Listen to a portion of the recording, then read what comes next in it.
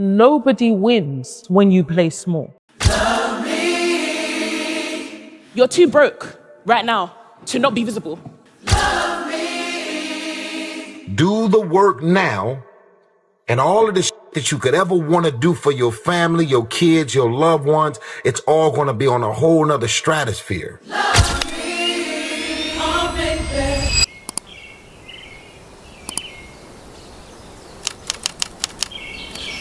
Right, where do you want to sit?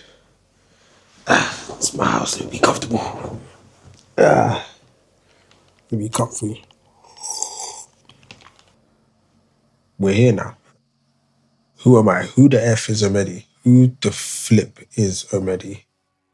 Omedi's a music producer, but I feel like Omedi's more than just a music producer. I feel like Omedi's a guy that God's given a lot of dreams and visions to, and he's now on the path of having to figure out the direction of how to get to the end product while having to believe that it's possible around surroundings that don't make it look possible. I'm a music producer, I'm a songwriter, I'm a musician. I like to make people feel things. I like to use music and what I do to make people feel things, whether it's happiness, whether it's sadness, whether it's a reflective moment on what has happened before, good and bad, or whether it's something that makes you think.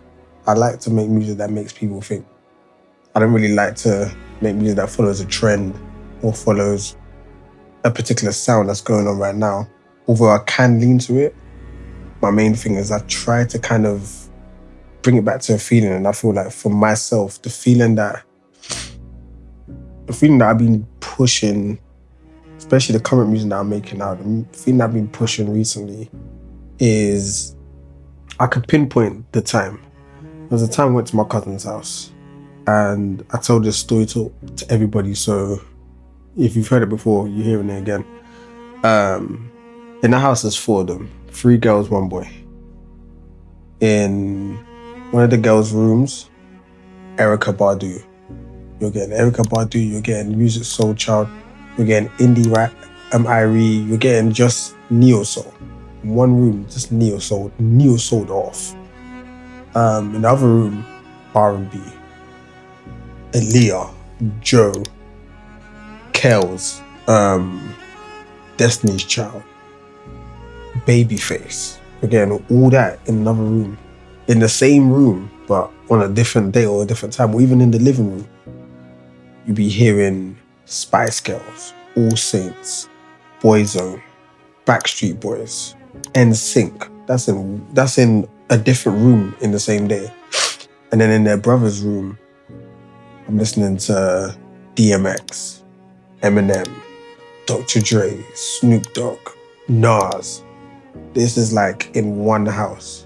And then when I go back to my parents' house, I'm listening to church songs. I'm listening to Lionel Peterson. I'm listening to Lionel Peterson, Rejoice Africa. I'm listening to Ron Canoli, Lift Him Up. I'm listening to Don Moen. I'm listening to Paul Wilbur, Helen Baylor, Alvin Slaughter, Thomas Whitfield. I'm listening to all this in my parents' house as a kid, and I'm growing up. And I feel like as a kid, when you grow up, I feel like whatever God has for you meets you in kid-like form. And the reason why I feel like it meets you at kid-like form is because,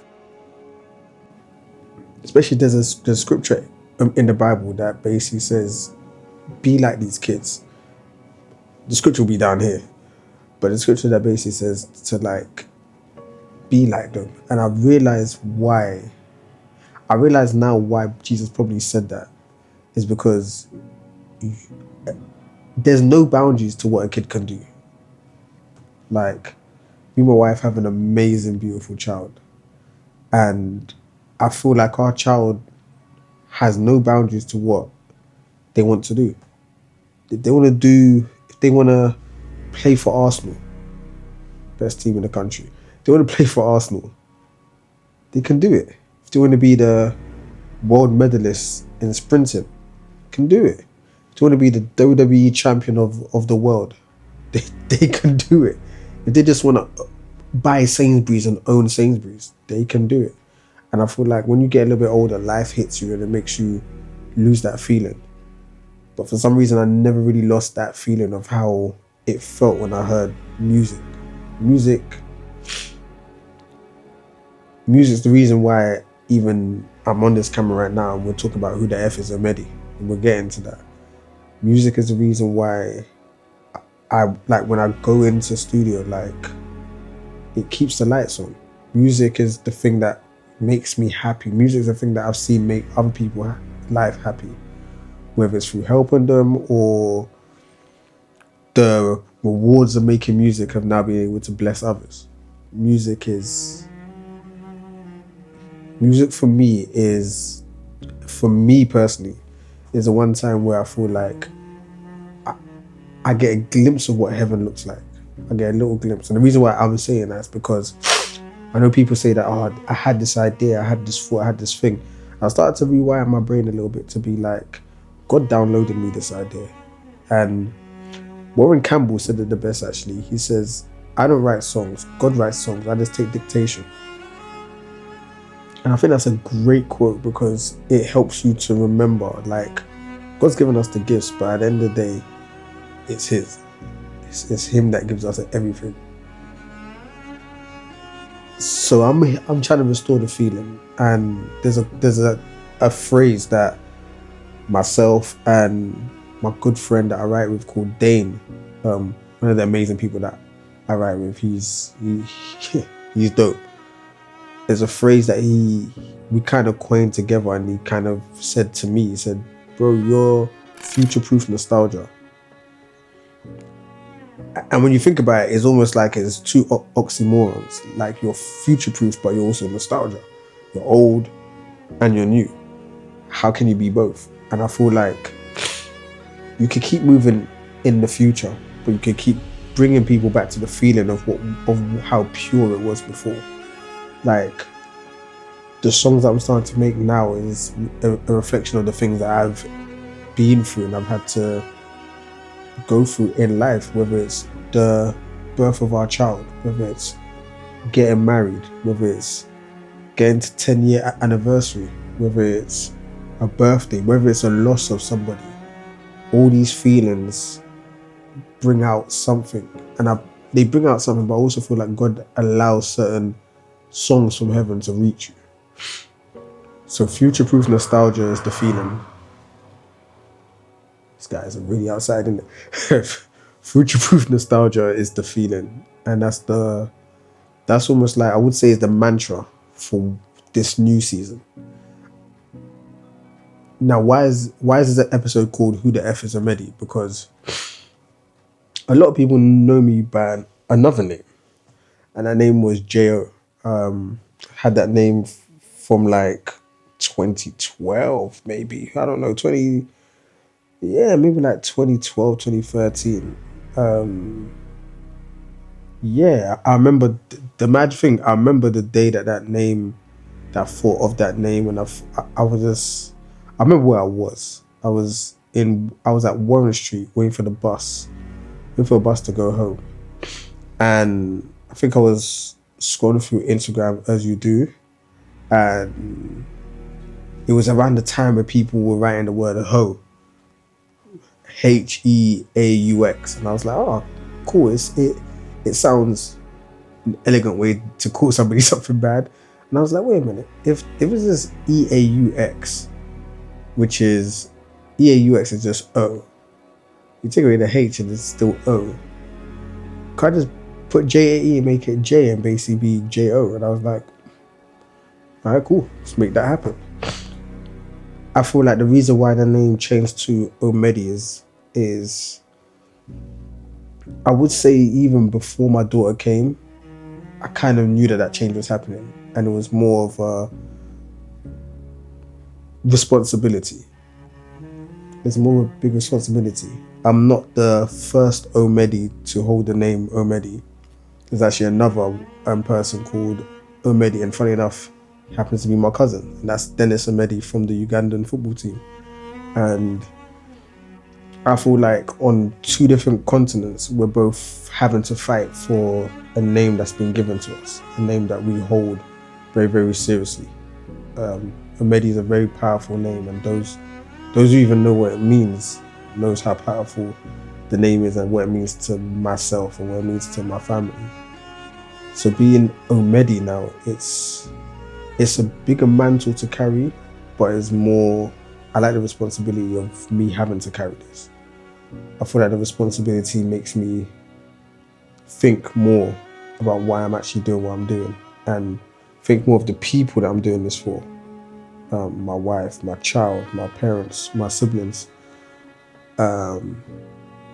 It's more of a, it is not really a producer name like that for me. I'm not really holding it as a producer name. It's, some people have been saying for years, you should use that as your name. Omedi sounds sick, like you're stupid. No, and to be honest, you're right. Yeah, you're right. There's two people especially, Jesse Dixon, and you actually know three people, Jesse Dixon, Gayton Judd, and my friend JB, Bakila. And it's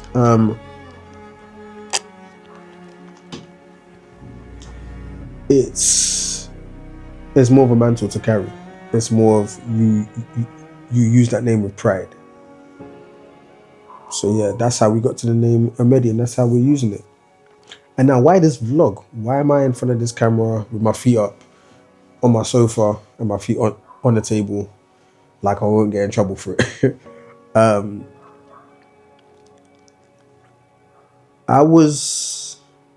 been getting pushed by a lot of people to do videos like this, to do vlogs like this. Some people be saying, I know, you want to be mysterious is cool, but people want to see the whole process. People want to see what you do. Some people don't even know what you do. People want to see yada, yada, yada.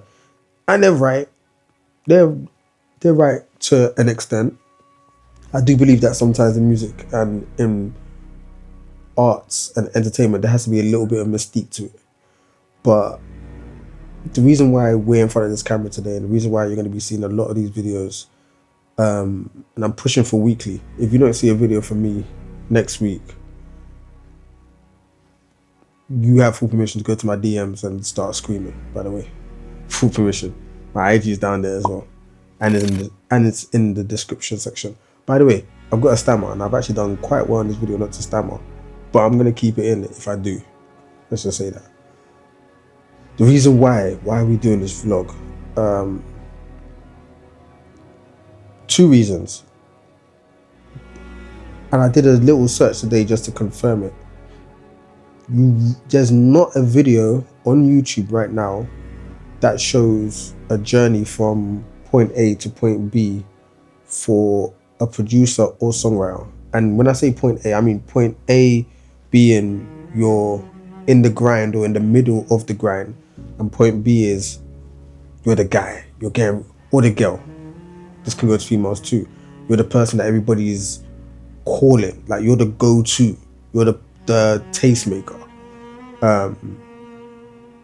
There's not really a vlog or vlog series that actually has that. You mainly find it with people doing sports. So in America, you find it with D1 college student, day in a life. And they'll show their grind from college to getting into the NFL or NBA. You'll mainly see it with that, but you don't really see it with music. So that's number 1. Number 2, I feel like there's a story to be told. And I feel like me not telling the story or me not recording this, it's gonna be such a, there's a word for it. I'll be doing such a disservice to whoever the next generation of people are that need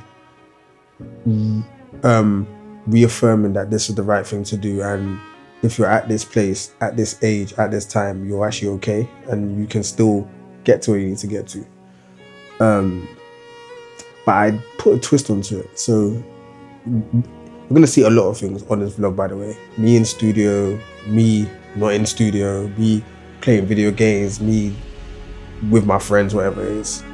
But for me, I love video games. I love video games. If you got PlayStation, hit me my DM. We can chat. But I love video games. EAFC,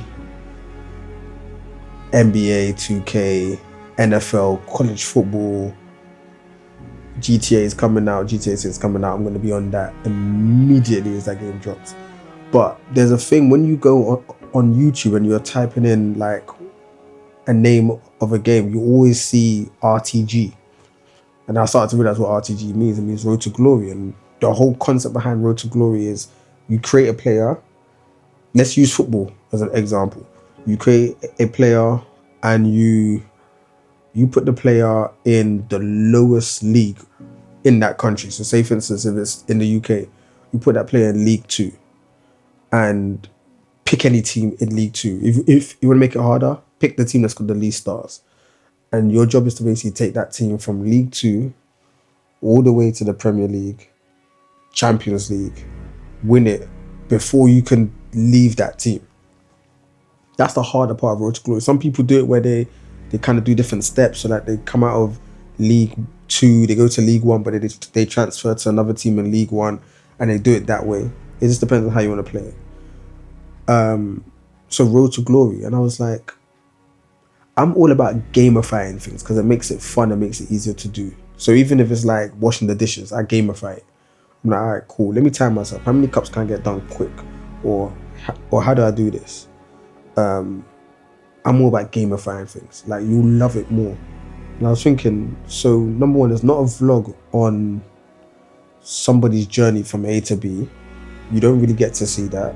And not A being they've done it and now they're trying to get to another level of where they are. You don't really see that. Nobody's done it in an RTG kind of way. It's number two. And it was I literally had it in my mind just now as well.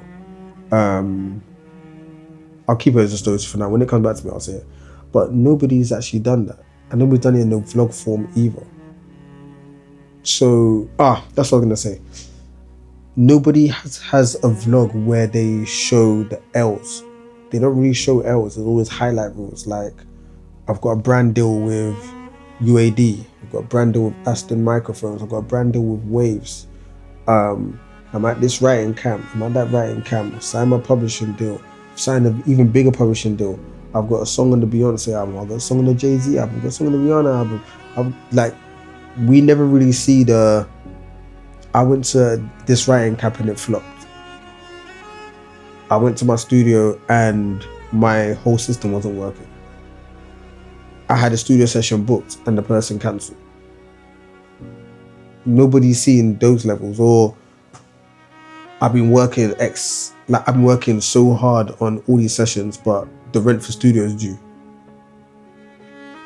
Nobody really posts those L's and kind of shows themselves how they get out of those L's in real time. So I kind of want to be the first one to do that. I want to be the first one to show everything, where there's going to be episodes where there's hella L's. But there's also going to be episodes where there's hella W's. And I feel like it's time for someone to do it. So I'm going to be the one to do that. Guys, me and my Ronaldinho cup for McDonald's. I'm going to be the one to do that. So this is the introduction. It was always going to be this kind of introduction. It was never going to be let's do this. This was always going to be an introduction. And even as you heard in the introduction piece just before the video started, there's 3 different voices. Susan Deborah's, the amazing Susan Deborah's, the amazing Hayley Melinda, and although very controversial, the very, very amazing Tyrese. And all of those quotes, it took me a while to figure out what quotes I wanted, but those 3 quotes stood out the most to me. And especially Hayley's and Susan's. Nobody wins when you play it small. So we're going to do this vlog very, very big. We're going to be pushing it. YouTube, you're going to be seeing videos. Instagram, you're going to be seeing videos. TikTok, you're going to be seeing videos. Twitch, you're going to be seeing live streams. Like, we're going to go all in, because at this point, what have we got to lose? We got nothing to lose. We got nothing to lose, guys. And Hayley's amazing quote, which is, "You're too broke to not be visible."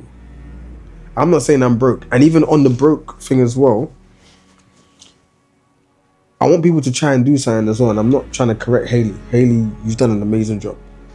I want to add to what you said, which is stop looking at brokers just finances, guys. Look at brokers in the system of you getting from A to B. You're too broke to not be visible. And sometimes A to B is like being visible is the bridge from A to B, or even it's the quicker route from A to B. That's my 2 pence. But anyway, what you're going to see in this vlog, as I said, I'll be playing games, I'll be doing whatever, but you're going to be seeing me in studio with some amazing people, some that you know, some that you don't know, some that you will know, some that anyway, some that you will know. And you're going to be seeing the human side, not the super polished side of, okay, cool, I didn't get that take right, let me record on where the take is right. No, you'll be seeing the dead takes from me too as well. You'll be seeing them. You'll be seeing people sleeping on camera. There's one person specifically, if you're watching this video, getting you, you're going to be on this vlog clapping sleep because you love to sleep. I'll be getting you. But there's going to be videos of sleep cam. There's going to be videos of just vibes, of just chilling, of wherever. I just want you guys to enjoy this journey. But I also want to, I'm putting all these videos out as a video diary for me to see how much I'm growing. Because more time you don't really know. And you lot will be able to tell me true. Like, you lot will be able to tell me too. You're slacking, bro, nah, this, nah, this. And that's it. That's all I'm gonna say, guys. This has been long-winded, but I can talk. And there'll be sections where I'm talking. I'm gonna call the section Let's Talk. And the Let's Talk will be, it might be in this setting, it might be in the studio, I might be in the car. It'll be a Let's Talk on whatever's happening in that week that I feel like I need to talk about. And I think I need to just get off my chest. That will just probably be one episode. But yeah, if you stay to the end, I finally get to do whatever YouTuber does and YouTuber says. I can't lie, I've been waiting to do it just to cuss them, but now I've got to do it as a serious person. But if you got to the end, click like, click subscribe, hit the bell notification so you can be notified about the next videos. Follow me on Instagram, on TikTok. It's Omedi's World on all things now. And welcome to Omedi's World. Welcome to Omedi's World. It's going to be fun. It's going to be crazy, but we're in a good place.